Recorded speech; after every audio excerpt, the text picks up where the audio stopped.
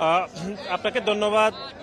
আসলে উচ্ছ্বাস কেমন সেটি আপনি নিজেও দেখতে পাচ্ছেন যে হাজার হাজার নেতাকর্মী ইতিমধ্যে প্রায় আজকে বিকাল নাগাদ থেকে শুরু করে তারা ইতিমধ্যে এখানে জড়ো হয়েছে এবং আমরা যেটি দেখতে পাচ্ছি এখানে বেশিরভাগ নেতাকর্মী আসলে ঢাকার বাইরে থেকে যারা এসেছে তারাই আসলে বেশি আগে চলে আসছে। আর আমরা আশা করছি যে ঢাকার নেতাকর্মীরা সকাল নাগাদ আসলে এখানে যোগ দিবেন এবং আর অল্প কিছুক্ষণের মধ্যে অল্প কয়েক ঘন্টার মধ্যে আমাদের দলের ভারপ্রাপ্ত চেয়ারম্যান জনাব তারেক রহমান দীর্ঘ 17 বছর তিনি বিদেশে প্রথমে চিকিৎসাধীন ছিলেন, পরে নির্বাসনে ছিলেন এবং অল্প কয়েক ঘন্টার পরেই তিনি বাংলাদেশের মাটিতে পদার্পণ করবেন এবং প্রিয় বাংলাদেশের মানুষ, বাংলাদেশের সন্তানকে স্বাগত জানানোর জন্য ইতিমধ্যে বিমানবন্দর এলাকা এবং 300 ফিটের এই এলাকাতে তারা জড়ো হয়েছেন এবং মানুষজনের মধ্যে শুধু বিএনপি নেতাকর্মী না নয়, বরং বাংলাদেশের খেটে খাওয়া মানুষ অনেকে দূর দূরান্ত থেকে আমাদের দলের ভারপ্রাপ্ত চেয়ারম্যান জনাব তারেক রহমানকে দেখতে এসেছেন এবং বাংলাদেশ যে একটি গণতান্ত্রিক যাত্রার মধ্যে দিয়ে ইতিমধ্যে যাচ্ছে তার একটি শুভ সূচনা বোধ হয় আর অল্প কিছুক্ষণের মধ্যে দলের ভারপ্রাপ্ত চেয়ারম্যান জনাব তারেক রহমানের বাংলাদেশের মাটিতে পদার্পণের মাধ্যমে এটির শুভ সূচনা হবে বলে আমি মনে করি। আমি আপনাকে একটু জিজ্ঞেস করতে চাই সম্পূরক প্রশ্ন। তারেক রহমান আর মাত্র 8 ঘন্টার মধ্যে সবকিছু ঠিক থাকলে বাংলাদেশে মাটিতে পা রাখবেন যতটুকু আমরা জানতে পেরেছি। এখানে আমরা তারেক রহমানের আগমনকে উপলক্ষ করে বিএনপির সারা দেশের নেতাকর্মীরা এখানে অংশগ্রহণ করছে।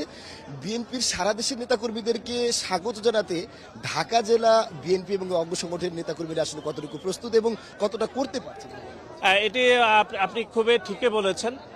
আমরা মনে করি ঢাকার বাইরের যে সকল নেতাকর্মীরা ইতিমধ্যে আজকের এই সমাবেশ স্থলে যারা উপস্থিত হয়েছেন, নতুন এবং ফিরে আসা গ্রাহকদের জন্য নগদে চলছে ক্যাশব্যাক সহ প্রতিদিন হাজারো উপহার জেতার সুযোগ। হবে আশা আর ফেরা সারপ্রাইজ সেরা। আমরা তাদেরকে সকাল থেকে স্বাগত জানিয়েছি। আমি একটু আগেই বলছিলাম যে এখানে যে সকল নেতাকর্মীরা চলে আসছেন তারা আসলে বিকেল থেকে ঢাকার বাইরের নেতাকর্মী।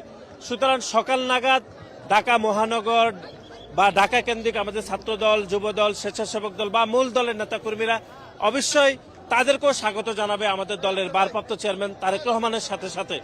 আমরা মনে করি ঢাকা এবং ঢাকার বাইরের সকল নেতাকর্মীদের এটা একটা মিলন স্থল আসলে হবে যে ভারপ্রাপ্ত চেয়ারম্যান জনাব তারেক রহমানের স্বদেশ প্রত্যাবর্তন উপলক্ষে। সুতরাং আমি মনে করি নেতাকর্মীদের মধ্যে পারস্পরিক সৌহার্দ্যপূর্ণ সম্পর্ক তৈরি হবে যে যারা ঢাকায় রাজনীতি করেন অথবা ঢাকার বাইরে যারা রাজনীতি করেন ভারপ্রাপ্ত চেয়ারম্যানের এই আগমনের মাহেন্দ্রক্ষণ উপলক্ষে। এবং আমি মনে করি সারা দেশের নেতাকর্মীরা চরমভাবে উজ্জীবিত। একই সাথে সারা দেশের সাধারণ মানুষও আসলে জনাব তারেক রহমানের বাংলাদেশের পদার্পণের মুহূর্তটিকে স্মরণ করে রাখতে তারা ইতিমধ্যে ঢাকার এই অঞ্চলে তারা অবস্থান করছেন। আমি বাংলাদেশের সকল মানুষকে, দেশবাসীকে জনাব তারেক রহমানের এই মাহেন্দ্রক্ষণে স্বাগত জানানোর জন্য যারা এখানে উপস্থিত হয়েছেন তাদেরকে বাংলাদেশ জাতীয়তাবাদী ছাত্রদলের পুরো পরিবারের পক্ষ থেকে আমি স্বাগত জানাচ্ছি।